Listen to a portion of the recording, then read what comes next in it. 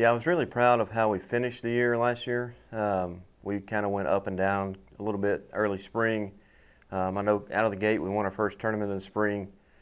We had a couple of things that we run into that I guess teams run into with injuries and sicknesses and stuff like that.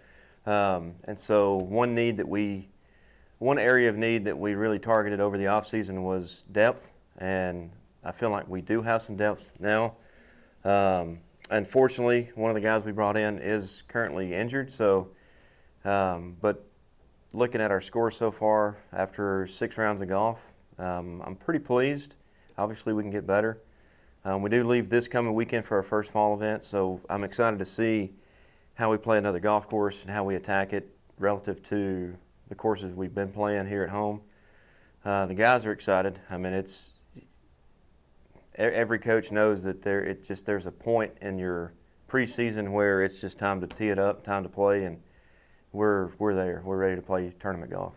Coach, a little change in the scheduling this fall. It seemed like the first couple of years in Division II, you guys were kind of going all over the place, all over the country, really trying to find what schedule worked best for you.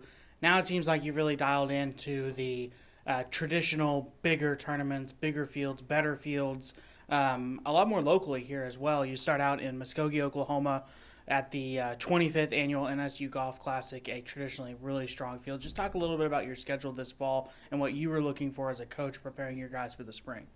Yeah, the first event out of the gate, it's kind of an event that I wanted to have a test, but it's kind of a non-regional event. I think there's only maybe 1 or 2 regional teams there. But like you said, it's a strong field. It's a deep field. There's 19 teams, I believe, that's going to be there.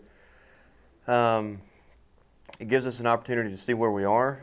If we play well, great. Build some confidence. If we don't play so well, then we'll know what to work on, number one. Number two, it doesn't hurt us as bad, and we kind of get some tournament experience before we hop into some regional play.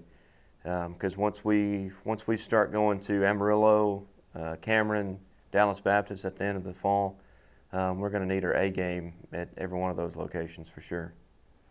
Jackson Nager really developed into one of the better players on your team last year as well as in the Lone Star Conference. I know you've talked a lot early on in the fall, this fall, about how much improvement he's made even over the offseason. Just talk a little bit about him and kind of the leadership that he seems to be developing within your team on a team where you return a lot of talent. You really only lose one main contributor from last year's team. Yeah, Jackson had a great offseason. He's really hit the gym hard. He's got a little bit more speed, which is good. Obviously, he needs some more speed. That's kind of an area of improvement that we're still trying to target for him. But he's leading our qualifying right now by quite a bit. He's just a very solid player. Doesn't hit it out of play a whole lot, if any.